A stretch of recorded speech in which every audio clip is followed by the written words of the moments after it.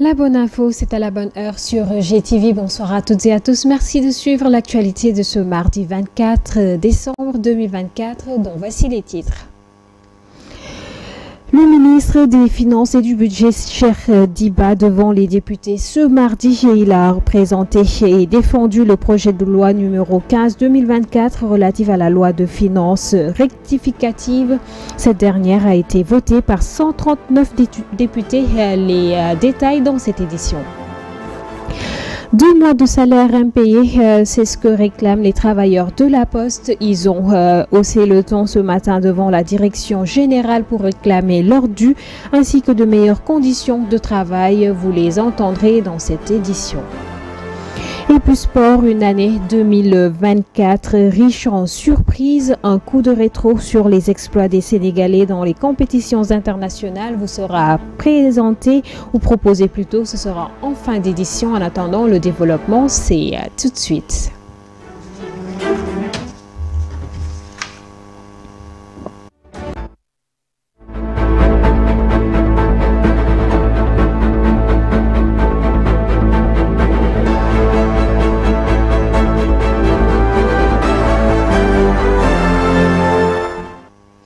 Une édition que nous démarrons avec cette décision du Conseil constitutionnel qui vient de sortir. L'organe s'est déclaré incompétent quant à la saisine du député, ou plutôt de l'ex-député Barthélémy Diaz, qui avait saisi le Conseil constitutionnel d'un recours aux fins d'annulation de l'arrêté numéro 00079 ANS SGAD GEN du 6 décembre 2024 pris par le bureau de l'Assemblée nationale et relatif à sa radiation de la liste des députés. Le Conseil constitutionnel donc qui a sorti sa décision il y a juste quelques heures. L'organe donc s'est déclaré incompétente quant à cette saisine de Barthélémy Diaz qui voulait tout simplement demander l'annulation de la décision portant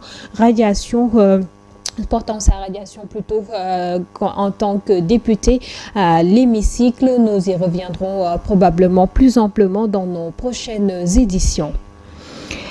Et puis, nous nous rendons à l'hémicycle où 139 députés ont voté favorablement pour la loi de finances rectificative 2024.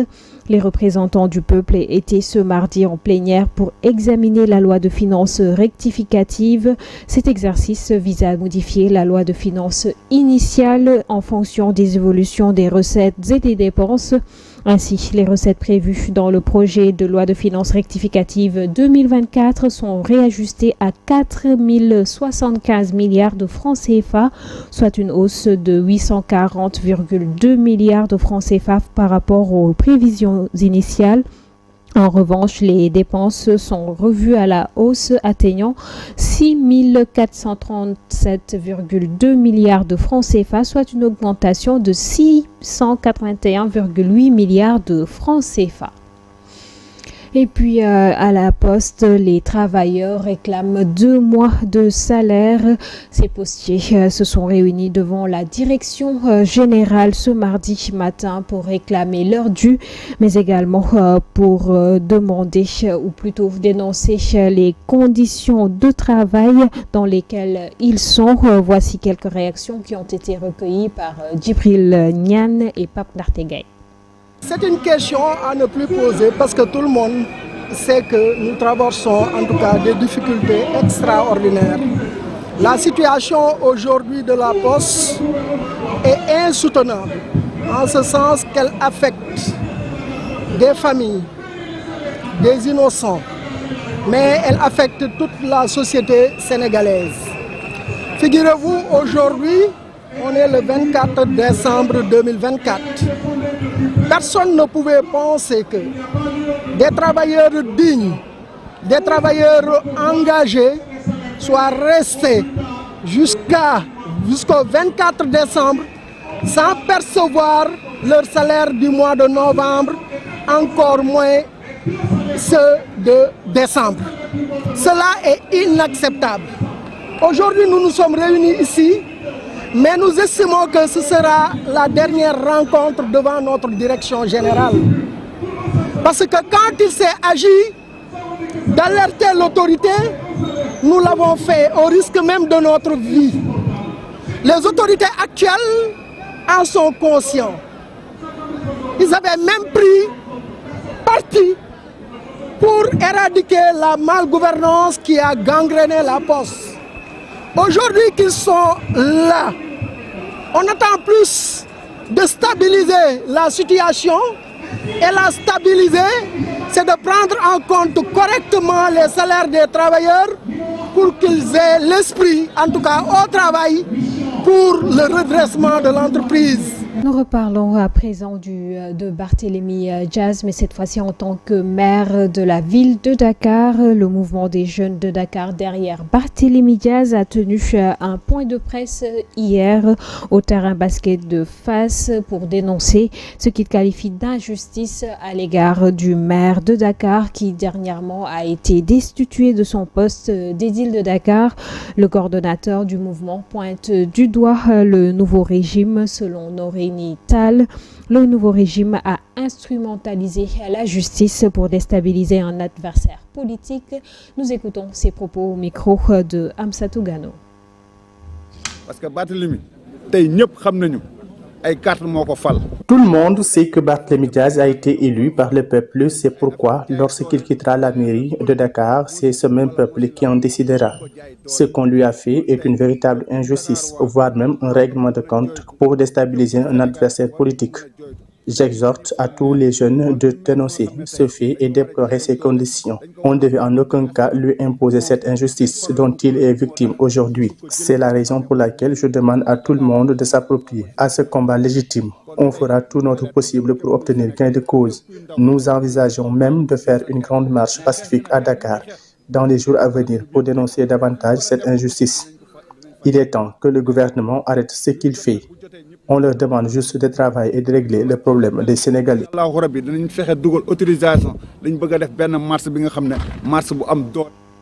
Après que le prix du kilogramme d'arachide ait été fixé à 305 francs le kilo, certains opérateurs ne se sont pas conformés à cette décision. C'est pourquoi d'ailleurs 2 d'entre eux ont été arrêtés et 34 tonnes d'arachide saisies par les services du commerce pour collecte d'arachide dans un lieu non autorisé par la Sonacos. Les explications de Mamadou Lamine Ndiaye, chef de service du commerce de Mbour, au micro de nos correspondants Astousso et Ousmane Bité. Nous avons pu constater sur la saisine de la gendarmerie que le centre où nous sommes actuellement n'a pas été agréé par l'État. Deuxièmement, il nous a été également signalé qu'il y avait une pratique de prix illicite, c'est-à-dire que l'opérateur privé stockeur en question était en train de collecter des graines d'arachide à un prix qui est en deçà du prix qui a été homologué par l'État du Sénégal. Alors lorsque nous sommes venus ici sur place, nous avons trouvé que l'opérateur en question, il achetait à 300 francs et 2 semaines plus tôt, il avait également commencé à collecter de l'arachide à 275 francs. Ce qui est réprimé par la loi qui avait déjà fixé le prix à 305 francs. Alors il s'agit principalement de 2 sites. Là où nous sommes actuellement, il y a 26 tonnes d'arachide qui ont été saisies. Et dans un autre village qui se trouve juste à côté, on a également saisi à 7 tonnes. Donc actuellement, durant ce week-end-là, du jeudi jusqu'au dimanche hier, nous avons pu saisir 34 tonnes d'arachide pour toujours les mêmes infractions, pratique de prix illicites. Alors la suite déjà, là on a ouvert la procédure contentieuse. Une fois qu'ils ont été entendus sur procès-verbal de constatation, maintenant il y a 2 voies qui s'ouvrent. Soit ils acceptent les faits qui leur sont reprochés, ils subissent une amende, ce qu'on appelle conventionnellement la transaction pécuniaire qu'ils doivent payer. Si ce n'est pas le cas, nous serons tenus de procéder à la saisie mais à la vente également de toute cette production et de les traduire devant la justice. Ils sont reçus par le procureur de la République. La délégation à l'entrepreneuriat rapide des femmes et des jeunes a financé 98 jeunes diplômés sénégalais en pharmacie des 14 régions du pays, dont 36 femmes et 62 hommes à hauteur d'1 milliard de francs CFA.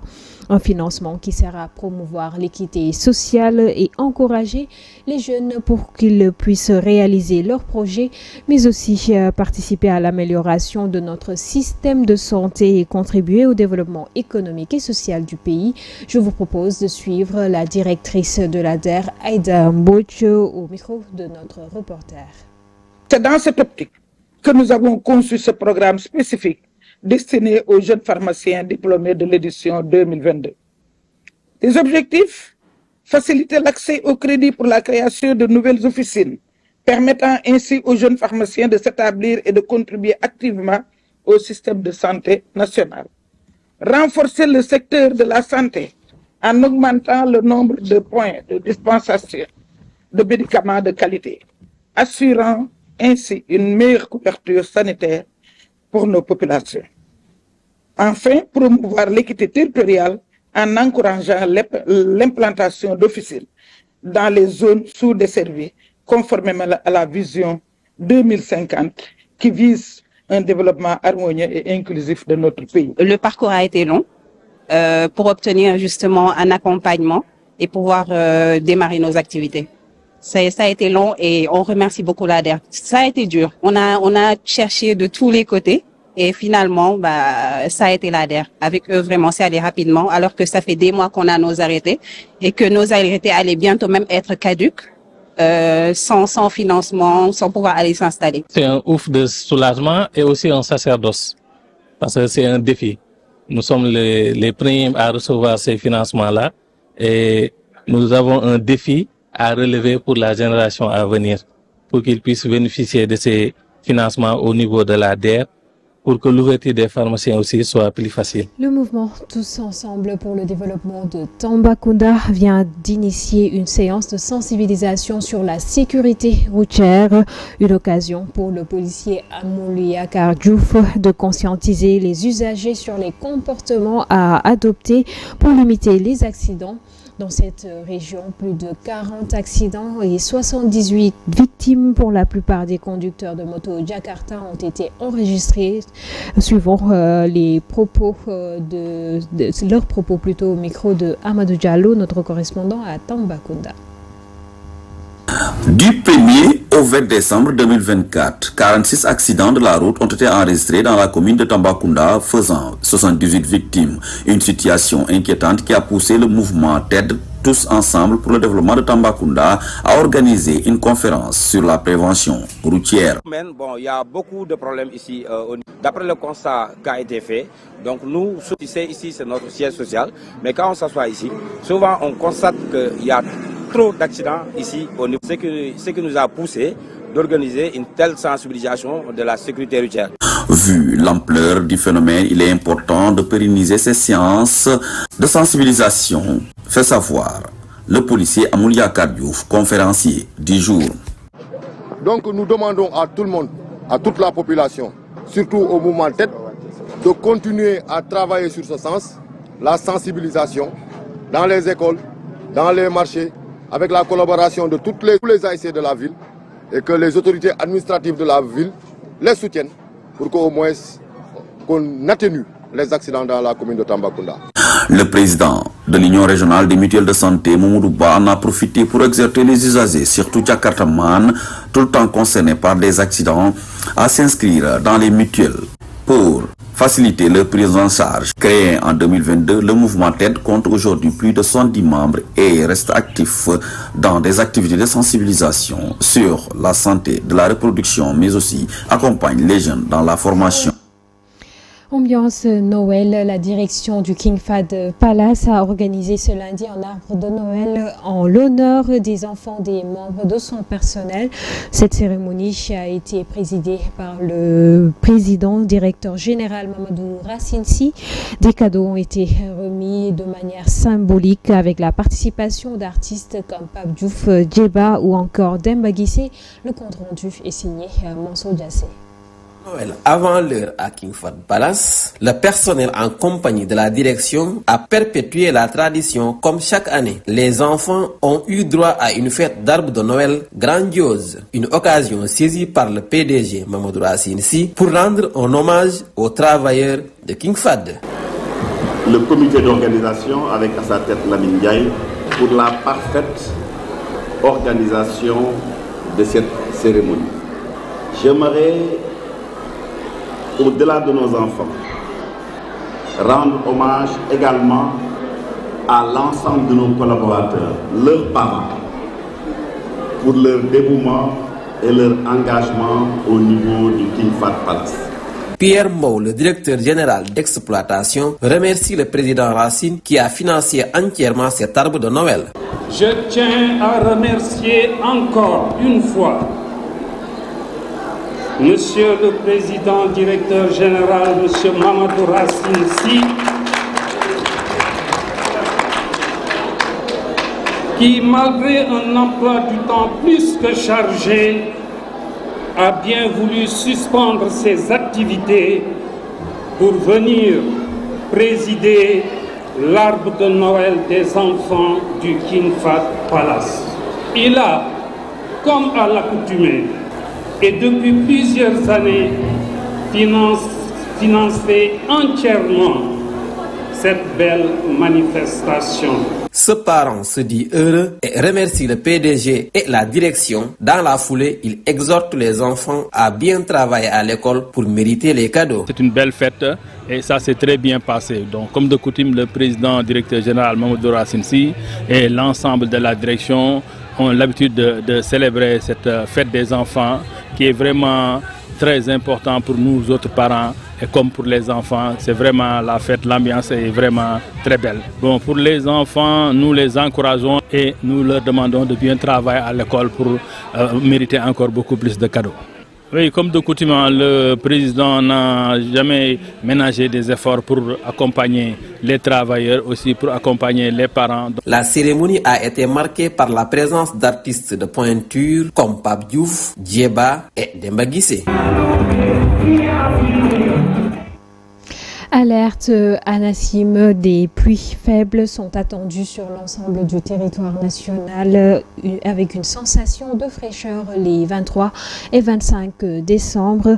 Une probabilité plus élevée dans le nord-est du pays est aussi prévue selon Nassim. Les détails avec Delenjay. Nous ferons le point sur le BMS, donc le bulletin météo spécial qui a été publié hier lundi par l'ANACIM concernant de la pluie faible et de la fraîcheur qui seront notés pour la période allant du 23, donc du lundi hier jusqu'au jeudi 26. Ces prévisions se confirment déjà, ce qui témoigne des températures assez basses qui ont été enregistrées au cours de la journée de lundi sur une bonne partie du pays, des températures qui n'ont pas dépassé la barre des 30 degrés, mais également quelques gouttes de pluie qu'on a eu à enregistrer dans les localités du sud. À Kédougou, il a plu quand même dans l'après-midi, allant même jusqu'à la nuit. Et on a eu à enregistrer des quantités de pluie égalant 4 mm au niveau de la zone de Kaffrine, mais également dans la région de Kolda. Et même au niveau de la zone sud-ouest, donc à Ziguinchor et Cap Skirring, on a eu à enregistrer quelques gouttes de pluie. Donc des pluies qui tournaient aux alentours de 2 mm, mais qui avaient atteint la barre des 4 mm au niveau de la zone de Kolda, mais également vers Koungheul. Donc il faut savoir que déjà cette situation favorable à de la fraîcheur va persister sur, on va dire, l'ensemble du pays. Des températures qui baisseront donc progressivement sur les localités du centre et par la suite vers les localités du nord, avec de la pluie qui pourra être notée déjà dès ce mardi sur les localités du centre. On peut citer par exemple Diourbel, Ranérou, Kaffrine, Fatick, Kaolack, et même vers la partie ouest du pays, dont Dakar, Thiès et Mbour, qui seront concernés un peu plus tard dans la soirée allant à la nuit, et même vers les localités est, à Ranérou et même vers Matam. On peut quand même s'attendre déjà au cours de cette soirée allant à la nuit à noter quelques gouttes de pluie au niveau de ces localités. Et cela sera ainsi, et par la suite c'est plus vers les localités du nord, donc entre Linguère, Podor et Saint-Louis, que nous allons noter quelques gouttes de pluie, surtout au cours de cette nuit allant à la journée du mercredi, même si les intensités devraient être un peu moindres comparées au reste du territoire. Cependant, la fraîcheur elle va persister, et elle va persister sur l'ensemble du territoire sénégalais, on peut dire jusqu'au jeudi, Inch'Allah. Donc il faut savoir déjà qu'à l'origine de cette situation de pluie et de fraîcheur, il y a une masse d'air qui nous provient donc des latitudes un peu plus au nord, qui donc est un air froid qui est en contraste avec l'air chaud que l'on connaît au niveau des latitudes donc équatoriales. Et de ce fait, en raison de cette confrontation, on a des nuages denses qui se développent au niveau de la zone de séparation. Et cette zone de séparation se trouve actuellement au niveau du Sénégal. C'est ce qui fait que nous avons des nuages denses qui se développent au niveau de cette zone. Et par la suite, donc, ces nuages vont précipiter. Et comme la fraîcheur nous provient de la zone nord, avec le vent qui souffle, donc, comme on a eu à ressentir cela, un vent assez soutenu sur le pays, ces vents font que la fraîcheur est advectée sur le pays et faisant état donc de cette baisse de température que l'on note sur une bonne partie du territoire. Donc nous vous invitons à prendre vos précautions par rapport à déjà ces deux phénomènes qui peuvent provoquer ou plutôt être un peu désagréables au niveau des localités, des populations plutôt et même au niveau du bétail et du secteur de l'agriculture. Et nous vous invitons à nous suivre et à vous tenir informés donc des prochaines modifications ou plutôt des prochaines mises à jour qui seront faites au niveau des pages donc de l'ANACIM. Andela Ndiaye pour cette page exceptionnelle de météo. Nous espérons que vous avez bien pris note. Alors, il faudra bien se protéger et protéger les enfants. À présent, la rétrospective 2024, on vous l'annonçait en titre, l'année 2024 restera marquée par des performances exceptionnelles et des tournants décisifs dans plusieurs disciplines sportives. Idrissa Fall nous propose une revue globale des grands moments sportifs de l'année qui s'achève. Suivons-le.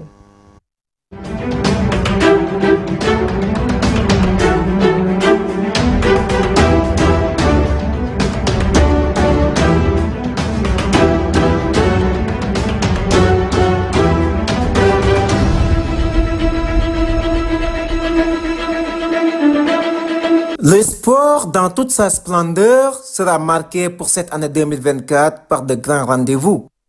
Les férus du ballon rond se sont bien régalés du 13 janvier au 11 février 2024 avec la Coupe d'Afrique des Nations en Côte d'Ivoire. Une CAN des surprises à l'exemple du match spectaculaire entre la Côte d'Ivoire et la Guinée équatoriale, dont un gifle reçu par les Ivoiriens devant le public 4-0. Le Sénégal, avec un début de compétition très réussi, 3 matchs, dont 3 victoires contre la Gambie, le Cameroun et la Guinée, dont 8 buts marqués et un seul encaissé. L'équipe dirigée par Aliou Cissé était tombée sur une bête blessée, en l'occurrence le pays hôte en 8e de finale. Au soir du 29 janvier 2024, Ivoiriens et Lions de la Teranga se sont livrés une rude bataille pour une place en quart de finale de la CAN. Mais les éléphants poussés par le public ont réussi à dompter les Lions du Sénégal en leur sortant de la compétition dès les 8e de finale. Il envoie les éléphants de la Côte d'Ivoire, la résurrection, le miracle de Yamoussoukro, puisque c'est la Côte d'Ivoire, les éléphants qui font tomber les champions d'Afrique sénégalais, les éléphants de Côte d'Ivoire. Ce qui relance complètement le CAN jusqu'au jour de la consécration lors de la finale face à face avec les Nigérians le 11 février et arrache le trophée continental sur un score de 2-1.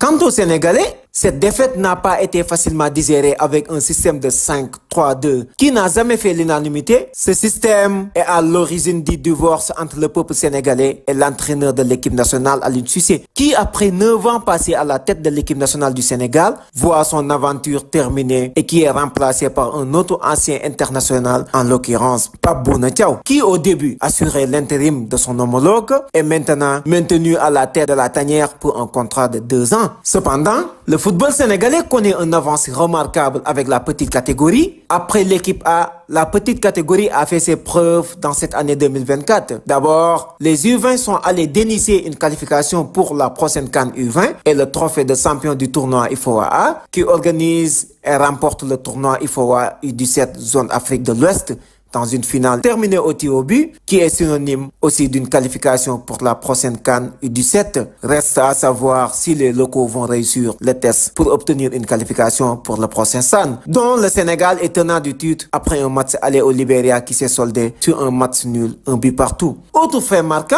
Le Sénégalais Lamine Camara, qui évolue à l'AS Monaco, est élu meilleur jeune joueur lors des phases de groupe de la CAN. Auteur d'une belle saison en club avec le FC Metz, avait été notamment élu pépite de la saison en Ligue 1 française. Il est aussi élu meilleur jeune joueur du continent africain grâce à ses bonnes performances devant les Ivoiriens Karim Konaté et Omar Diakité. La CAN Beach Soccer, on en parle également. Le Sénégal bat en finale la Mauritanie sur un score de 6-1 et remporte la CAN Beach Soccer 2024. Les rois de la plage font honneur à leur rang et s'adjugent leur 8e trophée continental, le 5e de suite. Handball n'était pas en reste pour cette année 2024. Le Sénégal a atteint la finale de la CAN Handball Dames à 3 reprises et les a toutes perdues après 1974 et 2018. Les dames sont encore battues en finale contre l'Angola cette année. 2024, avec les Jeux Olympiques en France qui s'est déroulé du 26 juillet au 11 août 2024, les athlètes sénégalais engagés aux Jeux Olympiques Paris 2024 ont fait mieux que lors de l'édition précédente à Tokyo en 2021. En dépit du fait qu'ils n'ont décroché aucune médaille à l'occasion de cette compétition, la participation des athlètes sénégalais aux Jeux Paris a pris fin avec l'élimination en quart de finale de la séiste Combesec au canoë kayak et sprint. Sport de chez nous, la lutte traditionnelle sera marqué pour cette année par l'exploit du lutteur et roi des arènes Modulo, qui a mis en jeu sa couronne à 2 reprises devant Boy Niang 2 le 1er janvier 2024 et c'était le 24 novembre 2024 et a réussi à la conserver un autre sac de la lutte. Celui du MMA, Reug Reug, champion du monde, et entre dans l'histoire pour cette performance qui a même suscité une réaction de félicitations de la part du chef de l'État Bassirou Diomaye Faye sur sa page X. Mais fin à l'invincibilité d'Anatole Malékhine, le lutteur sénégalais Reug Reug a promis à garder jalousement son nouveau titre de champion du monde des lourds. Pour le basketball, la discipline sera ponctuée par 3 compétitions majeures qui se sont déroulées au Sénégal. Première phase de la Coupe d'Afrique des clubs garçons dont l'AS Douanes avait dignement représenté le Sénégal. La Coupe d'Afrique des clubs filles dont la ville de Dakar a terminé à la 4e place. Du 22 au 24 novembre 2024, Dakar était au cœur de la 2e manche du tournoi pour la qualification de la CAN Basket 2025. En se losant à la poule C, les Lions du basket ont réussi le 3-sur-3 à Dakar Arena. Pass ahead, throw down, and Senegal. L'année 2024 s'achève, 2025 pointe à l'horizon avec des perspectives pour les sports sénégalais.